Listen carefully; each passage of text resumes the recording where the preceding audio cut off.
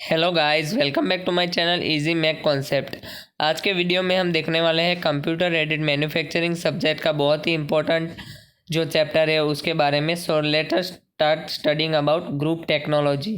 सो मैं आपको सबसे पहले बता देना चाहता हूँ कि अगर आपने मेरे चैनल को अभी तक सब्सक्राइब नहीं किया है तो सब्सक्राइब कर दीजिए और बेल आइकन दबा दीजिए ताकि आपको रेगुलर नोटिफिकेशन और अपडेट्स मिलती रहे। So let's get started. जैसा कि आप देख रहे हैं चैप्टर का नाम है ग्रुप टेक्नोलॉजी। हम स्टार्ट करेंगे ग्रुप टेक्नोलॉजी के डेफिनेशन से। Group technology is a manufacturing philosophy in which similar parts are identified and group together to make advantage of their similarities in design and production. Basically क्या बोला गया है कि group technology क्या है, एक मैन्युफैक्चरिंग फिलोसॉफी है जिसमें सिमिलर पार्ट्स को आइडेंटिफाई किया जाता है और साथ में ग्रुप किया जाता है। क्या हो उसका सिमिलर डिज़ाइन और प्रोडक्शन मेथड का हम यूटिलाइजेशन या तो फिर एडवांटेज ले सके। फिर है similar parts are arranged into the part families where each part family possesses similar design and और manufacturing characteristics. Similar parts are arranged into part families. Part families में सिमिलर पार्ट को अरेंज कर दिया जाता है पार्ट फैमिली में, जहाँ क्या होता है ईच पार्ट फैमिली क्या पॉजेस करता है सिमिलर डिज़ाइन या मैन्युफैक्चरिंग कैरेक्टरिस्टिक सिमिलर होते हैं उनके। Grouping the production equipment into the machine cells where each cell specifies in the production of a part family is called cellular manufacturing। तो cellular manufacturing किसे कहते हैं? ग्रुप करना है प्रोडक्शन इक्विपमेंट को into the machine cells where each cell specializes in the production of part family। जहाँ पे हर एक सेल की क्या होनी चाहिए, स्पेशलाइजेशन होनी चाहिए in the production of a part family, part family के प्रोडक्शन में। उसे क्या बोलते हैं हम? Cellular manufacturing. फिर है पार्ट फैमिलीज। पार्ट फैमिली मतलब group of similar parts. Machine cell मतलब group of machineries use to process the individual part family. मतलब मशीन सेल मतलब क्या? ग्रुप ऑफ मशीनरीज होती है जहाँ प्रोसेस इंडिविजुअल पार्ट फैमिली की प्रोसेस की जाती है, उसे मशीन सेल कहते हैं। फिर क्या है, पार्ट फैमिली का डेफिनेशन दिया है। तो पार्ट फैमिली मतलब क्या? Collection of parts that are similar either because of their geometric shape and size और because similar processing steps are required in their manufacture. Part family मतलब क्या? पार्ट्स का कलेक्शन जिसमें जो सिमिलर हो, किस वजह से? Either bye there geometric size and shape या तो फिर मैन्युफैक्चरिंग प्रोसेसिंग जो स्टेप्स है मैन्युफैक्चरिंग के लिए वो अगर सेम हो तो भी उसे सेम पार्ट फैमिली में डाला जाता है। पार्ट फैमिलीज यहाँ पे दो पिक्चर दिए हुए हैं। पहला पिक्चर में क्या है? Similar prismatic parts requiring similar milling operation. Prismatic part इसमें सेम प्रिज्मेटिक पार्ट दिया है और उसमें सेम ऑपरेशन परफॉर्म होंगे, मिलिंग ऑपरेशन जो है वो परफॉर्म होगा सेम। फिर नीचे वाले में क्या है? डिसिमिलर पार्ट्स मतलब ऊपर वाले में सिमिलर प्रिज्मेटिक था और नीचे वाले में क्या है? डिसिमिलर पार्ट है रिक्वायरिंग सिमिलर मशीनिंग ऑपरेशन। मतलब डिसिमिलर पार्ट है लेकिन मशीनिंग ऑपरेशंस जो है वो सेम ही यूज़ होंगे, जैसे कि hole drilling, surface milling etcetera. Okay, let's go ahead. ये बहुत ही एक अच्छा एग्जांपल दिया है क्या ग्रुप टेक्नोलॉजी का अच्छे से एडवांटेज लेना हो तो। Next, methods for part family. Part family के लिए कौन कौन से मेथड है? यहाँ पे लिखा है कि there are 3 general methods for solving part families grouping.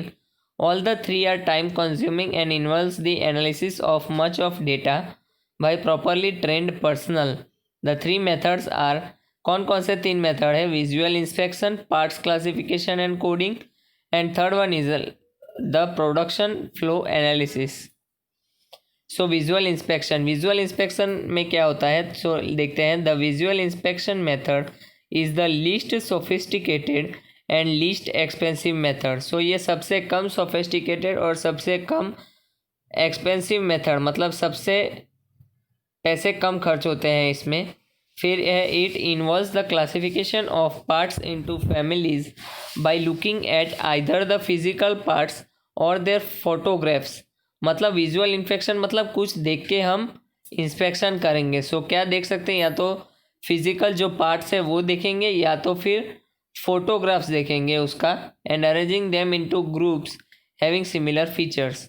फिर विजुअल इंस्पेक्शन मतलब फोटोग्राफ या फिजिकली उसको देख के ग्रुप में अरेंज कर देंगे उसके सिमिलर फीचर्स वाले इंस्ट्रूमेंट्स के साथ।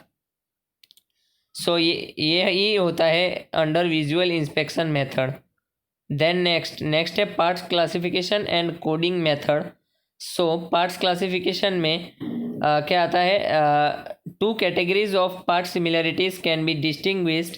One is design attributes and second is manufacturing attributes. So design attributes में क्या होता है, which is concern with the part characteristics such as geometry, size and material, basic external and internal shape, rotational और rectangular shape, L/D ratio, except ratio और dimension and tolerances.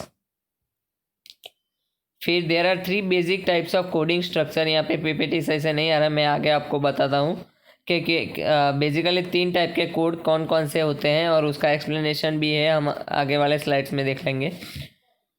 So manufacturing attributes मतलब क्या दिया है यहाँ पे, which consider the sequence of processing steps required to make a part. So consider the sequence of processing. Manufacturing attributes मतलब consider क्या होता है उसमें, sequence of processing steps required to make a part, major processes, minor operations.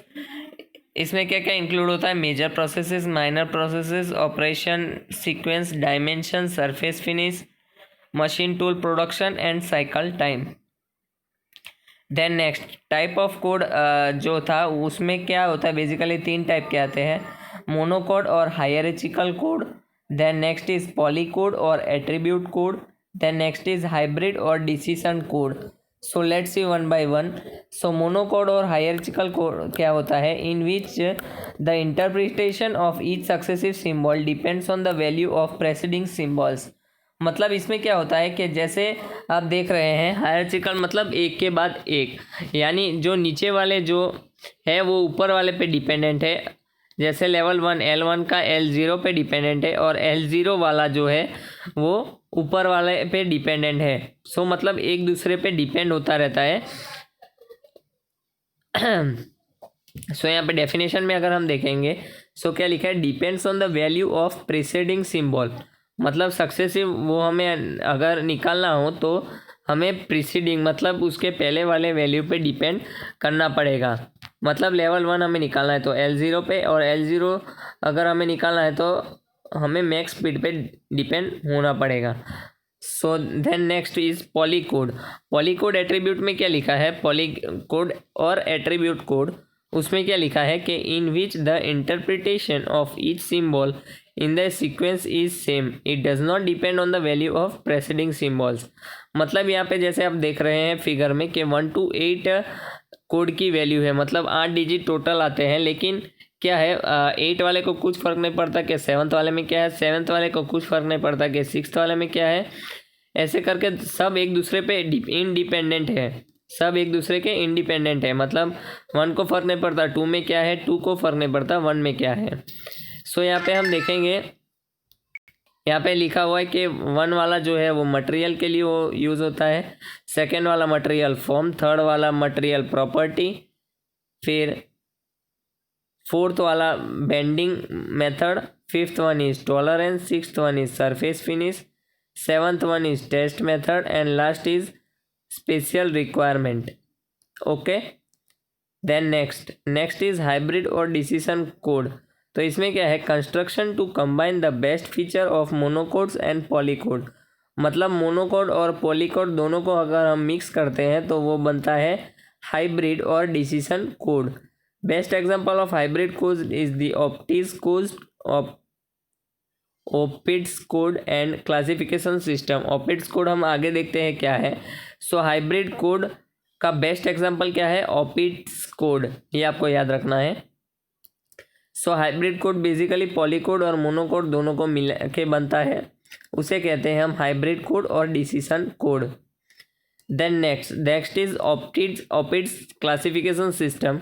So Opitz classification system में सबसे पहले क्या आता है, पार्ट 1 में जैसे कि आप देखा, इसमें 3 टाइप के कोड हम लिख सकते हैं। फॉर्म कोड मतलब for design attributes form code use होता है, मतलब नंबर्स यूज़ होते हैं 1 2 3 4 5th डिजिट तक हम क्या करते हैं, डिज़ाइन एट्रीब्यूट्स को लिखते हैं।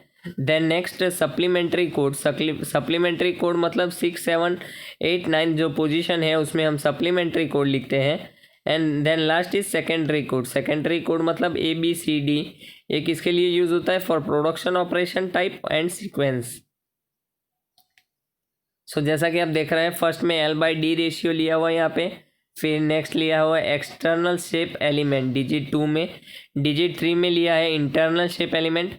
ये डिजिट 2 और डिजिट 3 में क्या होता है, फिक्स ही रहता है। डिजिट 2 जो होता है वो एक्सटर्नल शेप के लिए है और डिजिट 3 है इंटरनल शेप के लिए। Then digit 4 is plane surface machining and जो लास्ट डिजिट लास्ट डिजिट नहीं, मतलब ये 5 डिजिट के लास्ट डिजिट में, मतलब 5th डिजिट में क्या होता है, additional holes teeth and forming, जिसे हम ऑक्सिलरी वैल्यूज भी कहते हैं। फिर 6 7 8 9, तो 6th में डायमेंशन, 7th में मटेरियल, 8th में original shape of the raw materials and 9th one is accuracy, जिसे हम 6 7 8 9 को क्या कहेंगे, सप्लीमेंट्री कोड। यहाँ पे सेकेंडरी कोड नहीं है, इसमें फॉर्म कोड और सप्लीमेंट्री कोड से ही बना के लिखा गया है। सेकेंडरी कोड ABCD जो है वो इस एग्जाम्पल में नहीं दिया हुआ है। So let's see one example Opitz part coding system. So given क्या दिया हुआ है कि given the rotational part design below, determine the form code in the Opitz parts classification and coding system. मतलब पहले के 5 डिजिट ही हमें निकालना है। यहाँ पे आपको देख के ही समझ आना चाहिए कि डिटरमाइन द फॉर्म कोड मतलब जो पहले के 5 डिजिट है वो ही हमें निकालने हैं। सो सॉल्यूशन देखते हैं हम। Length to diameter ratio, first digit क्या होता है, length to diameter ratio. So L/D is equals to 1/5, 1.5, क्योंकि लेंथ क्या है 1.5 है और डायमीटर जो D दिया हुआ है वो आप देख सकते हैं फिगर में से कि 1 दिया हुआ है। सो 1.5 डिवाइड बाई 1 वुड बी 1.5। सो हम उसके लोअर वैल्यू लिखेंगे, that is digit number 1 is 1। Then external shape, both ends stepped with screw thread on one side. So digit 2 would be 5. Then internal shape, parts contain a through hole. A through hole मतलब पूरे part में एक ही whole है, सो 1 लिख देंगे। मतलब internal shape, अंदर का शेप कहाँ से बना हुआ है, so part contains a through hole, so उसके डिजिट 3 के लिए हम 1 लिखेंगे। फिर प्लेन सरफेस मशीनिंग कुछ नहीं है, सो नन है तो 0 लिखेंगे। और ऑक्सिलरी होल्स और गियर टीथ एट्सेट्रा, तो वो भी कुछ नहीं है, तो digit 5 would be 0। Okay, so finally form code क्या आया इसका, 15100। Then next type is a MICLASS system. So MICLASS मतलब क्या, it stands for metal institute classification system and developed by Netherland organisation for applied scientific research. So ये scientific research के लिए Netherland organisation में develop किया गया था। इसका फुल फॉर्म है metal institute classification system. MICLASS मतलब मेटल इंस्टीट्यूट और क्लास के लिए क्लासिफिकेशन एंड देन सिस्टम, तो सिस्टम है।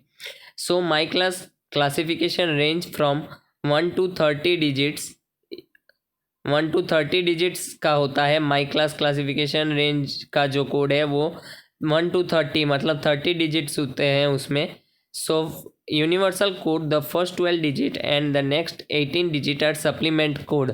सो 2 टाइप के कोड होते हैं, एक तो यूनिवर्सल कोड जो पहले के 12 डिजिट होते हैं वो यूनिवर्सल कोड होता है और लास्ट के 18 डिजिट जो है वो सप्लीमेंट्री कोड होते हैं। सो कोड पोजीशन, पहले के 12 डिजिट जो है उसका भी हम सब क्लासिफिकेशन कर सकते हैं। 1 होता है मेन शेप के लिए, 2 3 होता है शेप एलिमेंट्स के लिए, 4th होता है पोजीशन ऑफ शेप एलिमेंट के लिए, 5th और 6th होता है मेन डायमेंशन के लिए, 7th होता है डायमेंशन रेशियो, 8 होता है auxiliary dimension, 9 10 would be tolerance codes and 12 would be material code. Okay, so next क्या है, D class coding system. So D class coding system stands for design and classification, Design and Classification Information System. It was developed by Brigham Young University. So the D-class part family code is comprised of 8 digit partitioned into 5 code segments. मतलब इसमें 5 segment है, जैसा कि आप देख सकते हैं. पहले 3 का एक सेगमेंट है, फिर 2 का एक सेगमेंट है, फिर 1 का एक सेगमेंट है, फिर 2 का एक सेगमेंट है. सॉरी, पहले 3 का है, फिर 2 का, फिर 1 का, फिर एक एंड लास्ट में 2 का. सो पहले 3 को हम कहते हैं बेसिक शेप, फिर सेकंड पार्ट को कहेंगे फॉर्म फीचर्स, थर्ड पार्ट को कहेंगे साइज जो 3 दिया हुआ है यहाँ पे, और फिर लास्ट वाले को लास्ट 2 जो दिया है उसे कहेंगे प्रिसीशन, और लास्ट 2 को कहेंगे मटेरियल. सो टोटल 8 डिजिट का कोड होता है डी क्लास कोडिंग सिस्टम में. So next the topic comes is production flow analysis. Production flow analysis is a method for identifying the part families and associated machine groupings that uses the information contained a process plans rather than on part drawing. मतलब process flow analysis, production flow analysis में क्या होता है, इसमें क्या करते हैं कि पार्ट फैमिलीज़ को आइडेंटिफाई किया जाता है और मशीन ग्रुपिंग बनाया जाता है. वो कौन से इंफॉर्मेशन यूज़ करता है, कि इंफॉर्मेशन कौन से यूज़ करता है जिसमें प्रोसेस प्लान्स हो. जो प्रीवियसली क्या होता था, पार्ट ड्राइंग के हिसाब से हम करते थे, उसके जगह पे इसमें क्या करेंगे, प्रोसेस प्लान के ऊपर जो है ये एनालिसिस जो है प्रोडक्शन फ्लो एनालिसिस वो करेंगे हम. So steps involve in PFA जो प्रोडक्शन फ्लो एनालिसिस है उसके कौन कौन से पार्ट है. So data collection, second is sortation of process routings, third is preparation of PFA chart and last is cluster analysis. So data collection, उसी point को यहाँ पे एक्सप्लेन किया गया है. सो डेटा कलेक्शन में क्या है, the minimum data needed in the analysis are the part number and operation sequence which is obtained from process plans. Okay, so the minimum data, जो मिनिमम डेटा रिक्वायर्ड होता है analysis के लिए वो क्या है, part number and operation sequence, जो किससे ऑब्टेन होता है, प्रोसेस प्लान से हम उसे ले सकते हैं, मतलब उसका पता चल सकता है. फिर है sortation of process plan. A sortation procedure is used in group parts with identical process plans. जिसका प्रोसेस प्लान सेम हो उस पर हम यूज़ करते हैं क्या, सॉर्टेशन प्रोसीजर. ओके, फिर है पीएफए चार्ट मतलब the process which for each group are then displayed in a PFA chart. So ये जो ऊपर हमने किया ये किस में डिस्प्ले होता है, फिर पीएफए चार्ट में. फिर क्या है, clustering analysis. From the pattern of the data in the PFA chart में जो डेटा मिला, related groupings are identified and rearranged into a new pattern that brings together groups with similar machine sequence. So फिर उसका जो PFA chart से हमें data मिला उसके हिसाब से हम रिलेटेड ग्रुपिंग्स करते हैं और फिर क्या करते हैं, उसे रीअरेंज करते हैं एक नए पैटर्न में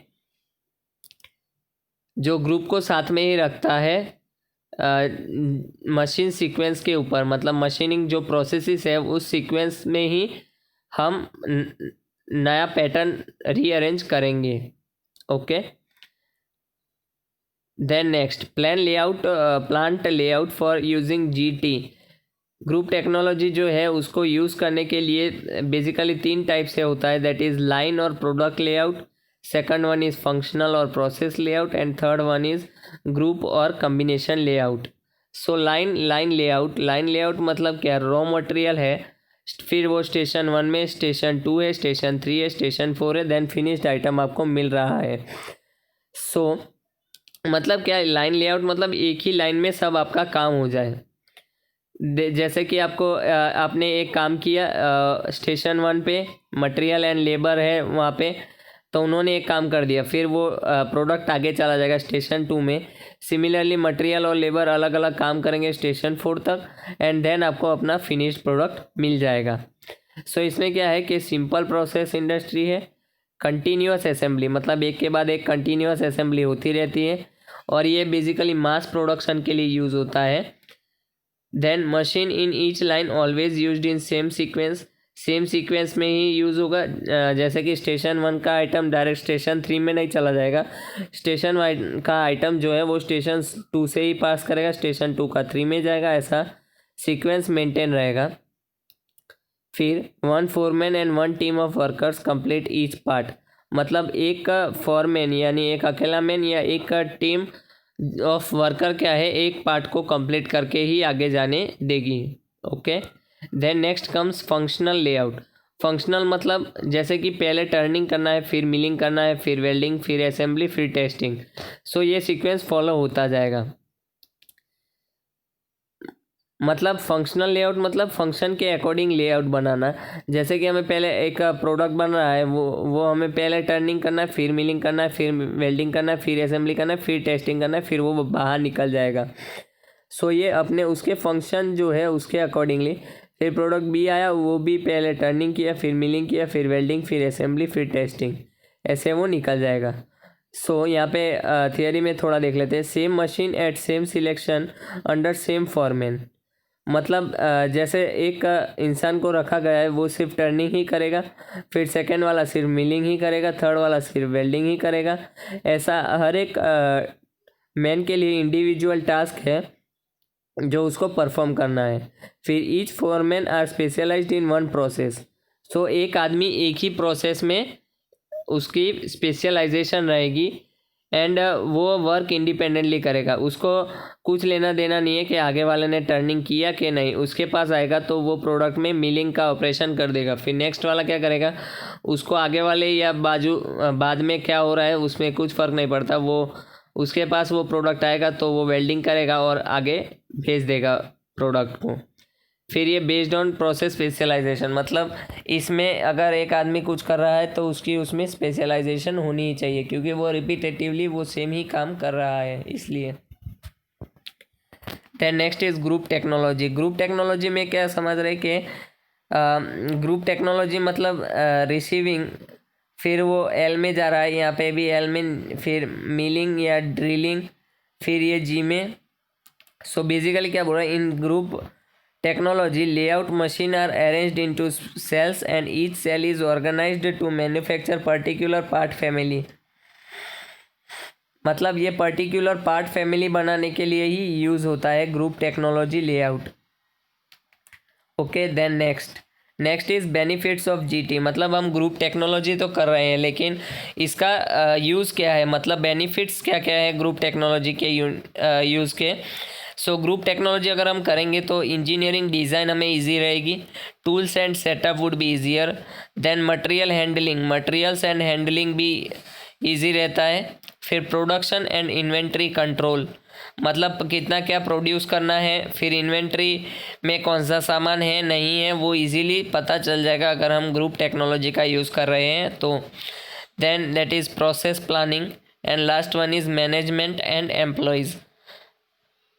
ओके, सो बेनिफिट्स में एक और बार देख लेते हैं। Engineering design, tooling and setups, third is material and handling, fourth is production and inventory control, fifth one is process planning, and last one is management and employees. Okay, then next is cellular manufacturing. So cellular manufacturing मतलब क्या, application of group technology in which similar machines और processes are aggregated into cell, मतलब group technology का ये एक application है जिसमें क्या होता है, सिमिलर मशीन या प्रोसेसेस किसमें एक सेल के थ्रू दिखाए जाते हैं, each of which is dedicated to the production of a part family और limited group of family part family और लिमिटेड ग्रुप ऑफ फैमिलीज़। फिर टिपिकल ऑब्जेक्टिव सेल्यूलर मैन्युफैक्चरिंग मतलब क्या, जैसा कि यहाँ पे आप देख रहे हैं कि 4 मशीन है, यहाँ पे 1 बाय 1 ही जा रहा है, पहले 1 मशीन में, फिर दूसरे मशीन में, फिर तीसरे मशीन में, फिर चौथे मशीन में, जैसा कि एरो डिनोट कर रहा है। उस हिसाब से ही प्रोडक्शन हो रहा है। इसके पहले क्या होता था, सेल्यूलर मैन्युफैक्चरिंग से पहले कोई भी कहीं पे भी आ जा सकता था। मतलब फोर्थ वाला सेकंड में जाएगा, सेकंड वाला थर्ड में जाएगा, थर्ड वाला फर्स्ट में, फर्स्ट वाला फिर से सेकंड में, फिर सेकंड वाला फोर्थ में, ऐसा चलता था। मतलब कोई भी कहीं पे भी जा सकता था। But after this cellular manufacturing इसमें क्या होता है कि वो बेसिकली एक ही पैटर्न फॉलो करता है। जैसे 1 2 3 4 नंबरिंग अगर हम एरो वाइज दे तो वैसे ही वो मैन्युफैक्चरिंग करता रहता है। मतलब कोई भी कहीं पे भी नहीं आ जा सकता, एक बेसिक पैटर्न फॉलो करता ही है। सो सेल मैन्युफैक्चरिंग के ऑब्जेक्टिव क्या है? To shorten the manufacturing lead time, manufacturing lead time को कम करना, to reduce WIP, to improve quality improve करने के लिए, फिर to simplify the production scheduling, then to reduce the setup times. Okay, so next topic हम देखते हैं जो है रैंक ऑर्डर क्लस्टरिंग एल्गोरिथम, जिसे हम ROC भी बोलते हैं। ROC मतलब रैंक ऑर्डर क्लस्टरिंग का शॉर्ट फॉर्म है ROC। Is a simple algorithm use to form machine part groups. So इसमें बेसिकली ये स्टेप्स ही आपको याद रखने हैं। इसके न्यूमेरिकल बहुत कम पूछे जाते हैं, इसलिए मैंने लिया नहीं है PPT में। सो खाली एक बार थियरी हम डिस्कस कर लेते हैं, क्योंकि कभी कभी एग्जाम में पूछे जाने की चांस है। सो स्टेप 0 क्या है? Total number of components and component sequence. Total कितने नंबर ऑफ कंपोनेंट्स है आपके पास, वो आपको गिन लेना है, और उसके सीक्वेंस क्या है वो आपको जान लेना है। Then next step is form the machine component incidents matrix using the component sequence.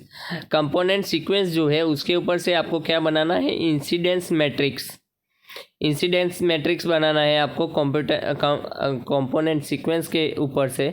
Then step 2 is assign the binary weight and calculator decimal weight for each row. सबको एक एक बाइनरी वेट असाइन करना है, और क्या करना है?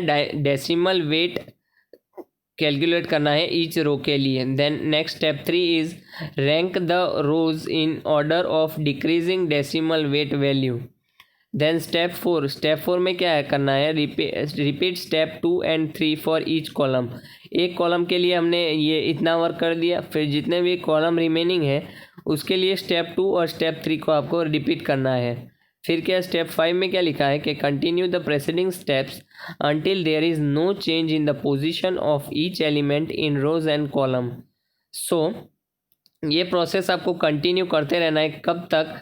जब तक there is a no change in the position of each element in row and column. जब तक रो और कॉलम के हर एक एलिमेंट के पोजीशन चेंज होते रहेंगे तब तक आपको ये प्रोसेस कंटिन्यू करना है, और जैसे ही वो चेंज होने बंद हो जाए वैसे ही आपको ये प्रोसेस स्टॉप कर देना है। ओके, सो गाइज आपको ये ग्रुप टेक्नोलॉजी वाला जो चैप्टर है ये बिल्कुल क्लियर हो गया होगा। इसके सारे इंपॉर्टेंट टॉपिक्स मैंने इस वीडियो में ख़त्म कर दिया है। So thank you so much guys for watching this video. और अगर आपको ये वीडियो हेल्पफुल लगा तो इसे अपने फ्रेंड्स तक ज़रूर शेयर कर दीजिएगा, ताकि ये वीडियो उनको भी हेल्प कर सके।